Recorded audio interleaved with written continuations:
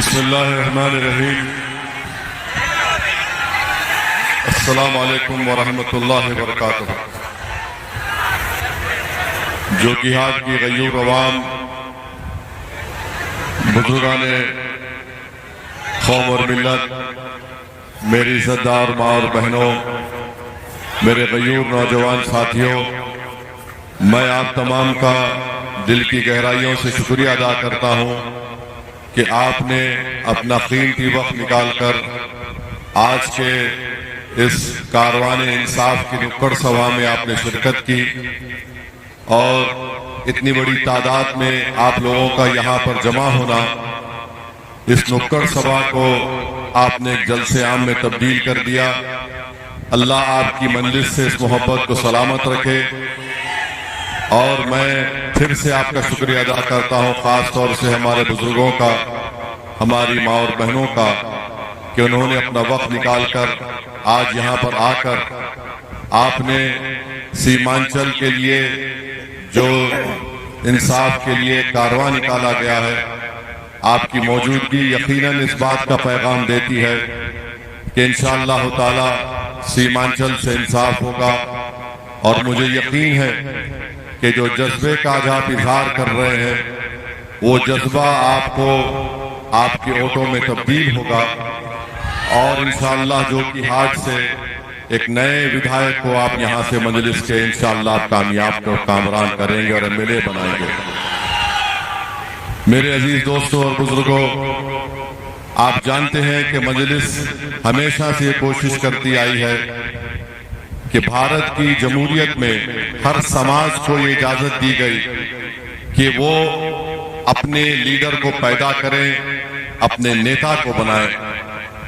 अगर आप देखेंगे पिछले 50-60 साल में हमारे वतन अजीज के हर समाज ने अपना अपना एक नेता बनाया है, चाहे वो अपर कास्ट का ब्राह्मण समाज हो, ठाकुर समाज हो, भूमियार समाज हो, अग्रवाल समाज हो, या फिर ईबीसी सेक्शन के हमारे बैकवर्ड क्लास के भाई और बहन हो, दलित समाज में हो जिसमें मांझी भी आ जाते, पासवान भी आ जाते, या यादव बरादरी के लोग हो। इन सब ने अपना अपना एक नेता बनाया है और वो उससे फायदा उठाते हैं और उससे उनको इंसाफ भी मिलता है। मगर एक समाज पूरे भारत में ऐसा है जिसने कभी भी ये कोशिश नहीं की कि सियासी तौर पर उनकी क़यादत बने, उनका नेता बने। हम इस बात को भूल गए कि जमहूरियत में जब तक आपकी आवाज नहीं होगी, आपकी तकलीफ दूर नहीं होगी।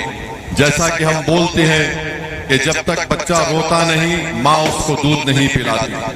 तो हम सिर्फ नारे लगाकर खुश हो गए, हम सिर्फ मुशायरे में बैठकर एक शायर के जज्बाती शेर को सुनकर बड़ा खुश हो गए।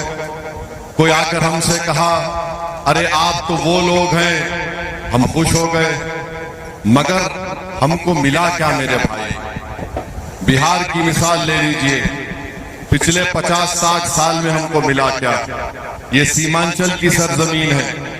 यहाँ पर अगर बारिश हो गई तो कई कई दिन तक कई गांवों को हम नहीं जा सकते।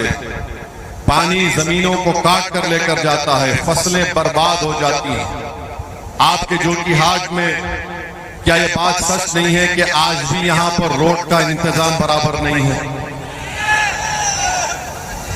बताइए, ये इंसानों की बस्ती है।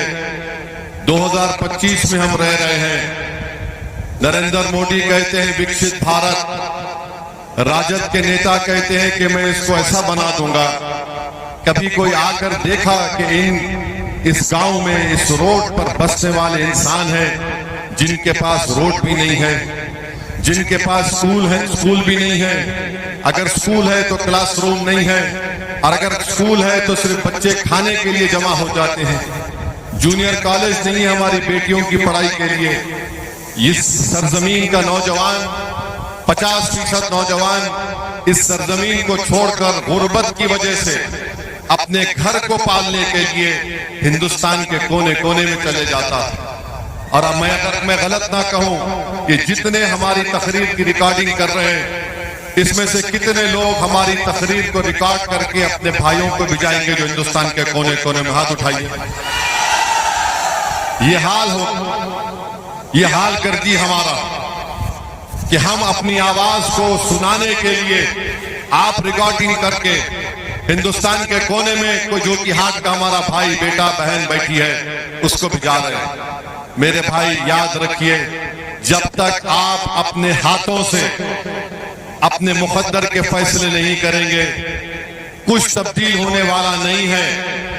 मैं यहां पर जज्बाती तकरीर करके चले जाऊंगा, तुम नारे लगाओगे, मगर याद रखो तब्दीली उसी वक्त पैदा होगी मेरी माँ और बहनों, मेरे बुजुर्गों, मेरे नौजवान साथियों, जब तुम एक मुट्ठी की तरह मुत्तहिद होकर मतदान के दिन, हक रायदही के दिन अपना एक एक वोट आप जिस तरह पहले आपने इस्तेमाल किया था मजलिस के हक में से एक बार इस्तेमाल करके देखिए। क्या आप थक नहीं गए? 15 साल आपने राजद को मौका दिया, 20 साल नीतीश कुमार की सरकार रही, उससे पहले 20 साल कांग्रेस की सरकार रही, बीच में बीजेपी भी नीतीश कुमार के साथ आ गई। क्या मिला मेरे भाई बिहार के गरीबों को? क्या मिला बिहार के किसानों को? क्या मिला बिहार के महिलाओं को?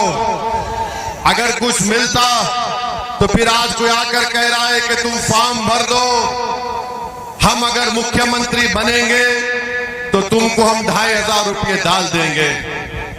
अरे याद रखो, कहावत ये है कि मुझे मच्छी मत दो, मुझे मच्छी पकड़ना सिखा दो, मुझे हुनर दो। और ये 2500 देने की बात महाराष्ट्र में भी हमने कहा था, वहां पर महाराष्ट्र में बीजेपी ने कहा था चुनाव से पहले, आज से 6 महीने पहले, कि हम वहां पर लाड़की बहना स्कीम के नाम से कहा था कि हम आ जाएंगे, 2000 रुपये देंगे। आप फोन मिलाकर महाराष्ट्र मुंबई में पूछो, वहां की खवातीन ये पुकार कर कह रही है कि हमारा वोट हासिल किया और हमारे अकाउंट में पैसे नहीं आ रहे। फिर आज आकर कह रहे हैं इतने देंगे उतने देंगे। अरे मेरे भाई, अगर तुम पैसे देना चाहते तो रोड क्यों नहीं बनाए? जो कि हाट से यहां पर आपने मजलिस का टिकट जो शख्स लेकर आया था उसको आपने वोट दिया, क्या वो काम करवाया जो कि हाट में? बताइए हमको, डरिए मत, क्या वो काम कुछ करवाया आपका? और मजलिस को छोड़कर क्यों गए?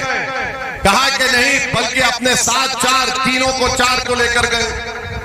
उसकी क़यादत जो कि हाट के विधायक कर रहे थे कि मजलिस में रहेंगे तो काम नहीं होगा। मैं उनसे कह रहा हूं कि कोई आरटीआई का एप्लीकेशन डाले और डालकर पूछे कि अख्तरुल ईमान ने अपने असेंबली के हल्के में कितने करोड़ के काम कराए। अख्तरुल ईमान ने 5 साल में 800 करोड़ के काम मंजूर करवाए, जो अब काम चल रहे हैं, बास काम मुकम्मल भी हो गए। उसमें कितने का ब्रिज है? 200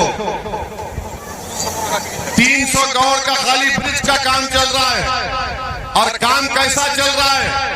अख्तर भाई हमको बोले कि आप आ जाइए, आपको नदी में चलना है हमारे साथ। हम चले नदी में अख्तर भाई के साथ। फिर बोले एक और नदी में चलना, हम चले नदी में, हमारे घुटने बराबर पानी था। अख्तर भाई वापिस असेंबली गए, तेजस्वी मिनिस्टर था, बोला अख्तर भाई आपके ब्रिज का काम हम मंजूर करवा दिए। अरे तुम तो तेजस्वी के तलवे चाट रहे थे, तुमने जोकीहाट की रोड नहीं बना सके, तुम किस सूरत से आकर रोड पूछोगे? मुझे बताओ। तुम तो खींच कर लेकर गए, तुम तो सबके लीडर बन के गए, तुम तो डाकुओं के बड़े लीडर बनकर गए थे। क्या मिला तुमको? और इन लोगों को तकलीफ क्या है? क्यों इन लोगों को खींचा इन्होंने? क्योंकि आपने अपने वोट से सीमांचल में मुसलमानों की एक सियासी लीडरशिप को पैदा किया। तो मोदी को तकलीफ, अमित शाह को तकलीफ, नीतीश कुमार को तकलीफ, लालू को तकलीफ, कांग्रेस को तकलीफ। ये कौन है वो लोग जिसको हम 60 साल से इनके जज्बात को दबा कर रखे थे, डरा कर रखे थे, इनको खिलौने देकर बहला कर रखे थे। आखिर ये क्या हुआ कि इन्होंने अपने वोटों से अपने दिल में छुपी हुई जज्बात को वोट के जरिए अपने नेताओं को कामयाब कर दिया। इसीलिए मजलिस के 4 MLA को खरीदा गया। मगर अब दोबारा हमारे पास मौका आया। मेरी आप तमाम से अपील है कि जब मतदान का दिन होगा, जो कि हाट में और सीमांचल में आपको उसी शिद्दत और उसी ताकत और उसी मोहब्बत के साथ निकलकर, बल्कि जो कि हाट की आवाम से मैं दर्दमंदाना अपील कर रहा हूं, जिसने आपके जज्बात को धोखा दिया, जिसने आपके जज्बात का मजाक उड़ाया, जिसने आपकी आंख से आंसू जो खत्म हो रहे थे उन आंसुओं को फिर से जारी कर दिया, जो हमारे नौजवानों को नजर आ रहा था कि मेरा मुस्तकबिल अच्छा होगा, जिसने नौजवानों के मुस्तकबिल को अंधेरा कर दिया, मैं उन तमाम से अपील कर रहा हूं, एक मर्तबा निकलिए और लाखों की तादाद में निकलिए। मैं आपसे फिर से कह रहा हूं कि आप पतंग छाप पर बटन दबाकर सीमांचल को एक नई राह पर लेकर जाइए, सीमांचल में इनकलाब पैदा करिए। याद रखो मेरी माँ और बहनों, याद रखो जो कि हाट की गयूर आवाम, तुम्हारा वोट तुम्हारे मुकद्दर के फैसलों को तब्दील करेगा, तुम्हारा वोट जुल्म का खात्मा करेगा, तुम्हारा वोट गद्दारों को घर में बिठा देगा, तुम्हारा वोट इस बात का सबूत देगा कि तुम जिंदा कौम हो। जब जिंदा कौम हो तो क्या तुम वोट दोगे पतंग छाप के नाम पर? क्या हम जिंदा कौम है या नहीं है बताओ? अगर जिंदा है तो फिर पतंग छाप को वोट देंगे। बस आप वादा कर रहे हैं हमारे जाने के बाद, हमारे जाने के बाद हजरत इबलीस के लोग बहुत आएंगे, आकर तुमसे कहेंगे ये जज्बाती बात करता है, ये भड़काऊ भाषण देता है। अरे मेरे भाई, जिसका कलेजा जलता है, जिसके सीने में तकलीफ होती है, जो नाइंसाफी को देखकर बर्दाश्त नहीं कर सकता है, वो गूंगा नहीं रह सकता, वो अपनी माँ की तकलीफ को देखकर खामोश नहीं बैठ सकता, वो अपने बुजुर्गों के आंसुओं को देखकर खामोश नहीं बैठ सकता। जज्बात दिखाना है और एक साथ वोट डालना है पतंग छाप पर। तुम मेरी तरह नहीं बात कर सकते, तुम गूंगे हो क्योंकि तुमको गरीबों की तकलीफ नहीं मालूम, तुम अंधे हो क्योंकि तुमको नाइंसाफी दिखाई नहीं देती, अरे तुम बहरे हो क्योंकि तुम अपने जज्बात को, अपने जमीन को गुलाखाओं के सामने बेच चुके हो। मेरे अजीज दोस्तों और बुजुर्गों, मेरी इज्जतदार माँ और बहनों, ये मजलिस ये पैगाम आपको देती है, यहां पर एक इनकलाब बर्पा करिए, जो कि हाट से आप अपने नुमाइंदे को कामयाब करिए। इनसे पूछिए, ये तेजस्वी के पास तो चले गए, क्या दिया तुमको तेजस्वी ने? तुमने तो तेजस्वी को बहुत तोहफे दिए, क्या क्या दिए मुझे मालूम नहीं, कुत्ते के पेशाब का बोतल भी दिए। मैं नहीं बोल सकता वो बात, बहुत कुछ दिए, मगर उसको दिए, तुमको क्या दिए बताओ? क्या दिया तुमने जो कि हाट की आवाम को? मालूम हुआ कि कोई कोचा दामन का गाड़ी दिया, बेटी का साल गिरा था तो बोला अरे आपकी बेटी हमारी बेटिया, ये ली 80 लाख की गाड़ी। किसी ने कहा अरे आप आए लो, ये लो। अरे जालिमो, वक्त के फिरौन से इतनी मोहब्बत करते हो, वक्त के यजीद से इतनी मोहब्बत करते हो, मगर जो लोग गरीब हैं, जो लोग बेजुबान हैं, जिसने तुम पर भरोसा किया, तुम उनके लिए मर मिटने को तैयार नहीं हो। इन्होंने मजलिस को धोखा दिया, ओवैसी को नहीं धोखा दिया, इन्होंने आपको धोखा दिया। और ये वैसे लोग हैं कि अगर कल मोदी के सामने भी नीलामी करना है अपनी, तो कहेंगे कि सर आप बोली लगाइए, हम नाचने को तैयार हैं। मेरे अजीज दोस्तों और बुजुर्गों, हम तेजस्वी को पैगाम दे रहे हैं। अख्तरुल ईमान ने जो खत लिखा, वो कमजोरी की निशानी नहीं थी। तुमने इतना दगाबाजी हमसे की, मगर हम बिहार में भाजपा को रोकना चाहते, मोदी को रोकना चाहते, इसलिए हमने आला ज़र्फी का मुजाहरा किया। हमने कहा 6 सीट दे दो, हमने पेशकश की, मगर याद रखो हमने हाथ बढ़ाया है। इस हाथ बढ़ाने को तुम अगर कमजोरी समझोगे तेजस्वी, तो हमारी तारीख गवाह है कि जब कभी हमने हाथ बढ़ाया दोस्ती के लिए और दुश्मन ने समझा ये कमजोरी है, ये हाथ बड़े ताकतवर और दराज है, ये तुम्हारे गिरबान के तार से खेलने के लिए भी तैयार रहेंगे। तो मेरे अजीज दोस्तों और बुजुर्गों, हम बीजेपी को भी कहना चाह रहे, मोदी अमित शाह को, कि तुम सीमांचल की जनता को बदनाम और बेइज्जत नहीं कर सकते। क्या जरूरत मोदी की कि सीमांचल में आकर कहते कि यहां पर बांग्लादेशी हैं। अरे मोदी जी, सीमांचल में कोई बांग्लादेशी नहीं है। हाँ, दिल्ली में तुम्हारी एक बहन बांग्लादेश की बैठी है, उसको निकाल कर फेंको बांग्लादेश में, उसको निकालो, लाओ उसको यहां पर सीमांचल में, हम उसको ले जाकर बांग्लादेश में छोड़कर आते हैं। बात हम बता रहे हैं, इसको बर्दाश्त नहीं किया जाएगा कि मोदी अमित शाह आएंगे सीमांचल में, घुसपैठी। अरे इलेक्शन कमीशन 65 लाख नाम निकाल दिया, एक घुसपैठी निकला। चूहा खोद कर तुमने, पहाड़ खोद कर तुमने चूहा को नहीं निकाला और बोल रहे घुसपैठी। बहरहाल नरेंद्र मोदी, आपने, नीतीश कुमार ने, चिराग पासवान ने, कुशवाहा साहब ने मिलकर एक काला कानून बनाया जो हमारे मस्जिदों को छीनना चाहते हैं, हमारे दरगाह और खानखा को छीनना चाहते हैं, हमारे कब्रिस्तान को छीनना चाहते हैं, हमारे ईदगाह की जमीन को छीनना चाहते हैं। ऐ बिहार की आवाम, ऐ सीमांचल की गयूर आवाम, ऐ जो कि हाथ के मेरी इज्जतदार माँ और बहनों और मेरे नौजवानों, क्या तुम इस काला कानून के खिलाफ जमहूरी तौर पर खड़े होगे या नहीं होगे? बताओ, नहीं होगे बताओ। क्या तुम अपनी मस्जिद को दोगे? क्या तुम अपनी खानखा को दोगे? क्या तुम अपनी शराब को खो दोगे? तो फिर नहीं का फैसला कर लिया तो फिर तुमको हाँ के नाम पर और देना पड़ेगा, पतन छाप पर दोगे। तो आपको जवाब देना है, जवाब देना है मोदी को जो सीमांचल को बदनाम करता है कि यहां पर बांग्लादेशी है। जवाब देना पड़ेगा उन पार्टियों को जो 15 साल सत्ता में रहने के बावजूद भी मुसलमानों के लिए कुछ नहीं किया। जवाब देना पड़ेगा आपको 20 साल की नीतीश कुमार की सरकार को, जिन्होंने हमारे नौजवानों के मुकद्दर को बर्बाद कर दिया। क्या आप वोट के जरिए जवाब देंगे? जवाब देंगे इंशाअल्लाह। पूरे हाथ उठाकर बोलिए जवाब देंगे। सुन लो शाहनवाज, मैं तुम्हारे लिए आया था हेलीकॉप्टर में, याद है?